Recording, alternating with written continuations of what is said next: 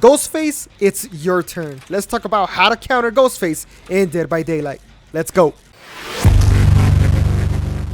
If you guys are new to the channel and you've never seen any of my videos before, we do have a series on how to counter every killer in Dead by Daylight, as well as other tutorials and great gameplay. So if you guys enjoyed the video, please smash the like button for me and subscribe to the channel if any of the tips that I'm about to tell you help you out, or if you want to see more content like this. Okay, so before we learn how to counter Ghostface, we have to understand how he plays. The first thing that sets Ghostface apart is that he can actually crouch just like any survivor could at any point in the game, which allows him to be very stealthy and catch survivors off guard. And stealth is something that Ghostface needs for his next power, which is Night Shroud. While Night Shroud is active, Ghostface is granted the undetectable status effect, as well as the power to stalk survivors. While stalking survivors, the survivor's stalk gauge begins to fill. Once filled, that survivor becomes exposed. And of course, as you know, if you're exposed, that means that he can take you down with one hit, which makes him very powerful.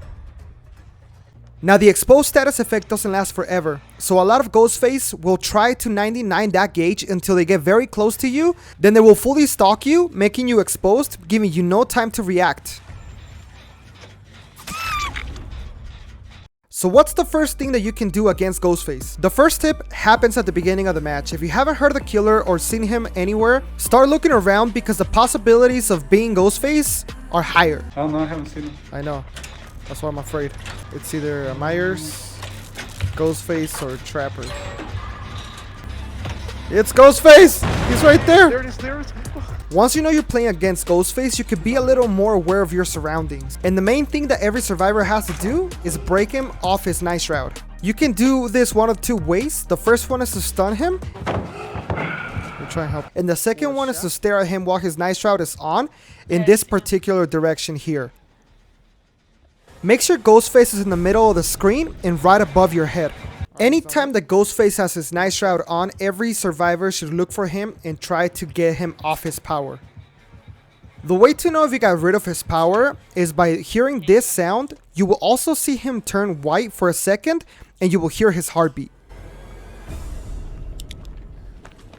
I can't stress enough how important this is. Just broke him off his power again. He's looking for me all over the place. He can't find me.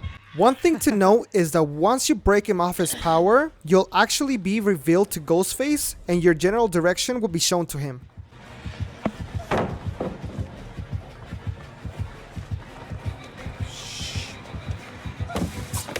Ooh, and I'm out. Let's go, Lithe OP. Believe it or not, Ghostface is one of the easiest killers to counter, but you have to figure out very early on that you're playing against him. A good Ghostface will stay stealthy for most of the beginning of the match and 99 everyone's stalk gauge so that he can take him down with one hit whenever he wants to. The power is on who finds the other first. If the survivor finds Ghostface first, they can get rid of his Night Shroud very quickly and make him basically a M1 killer and loop him for a long time. But if Ghostface gets you first and stalks you, then you're gonna have a very hard time playing against him. One thing to remember is that once Ghostface takes down a survivor, their stalk gauge depletes and goes back to 0.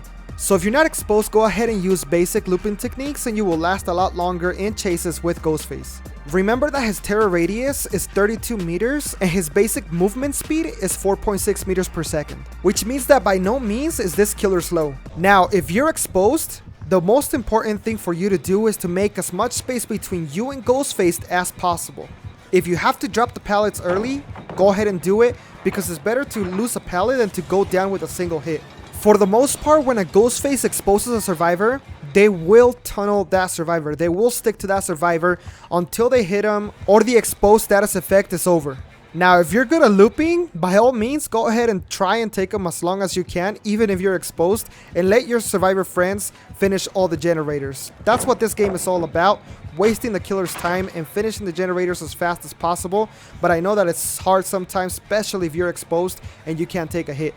So don't forget, guys, the first thing you want to do is figure out what killer you're playing against. And if you're playing against the Ghostface, try and get rid of his power as soon as possible so that you don't become exposed. And if you do become exposed, try and make as much space between you and him until that exposed status effect is gone.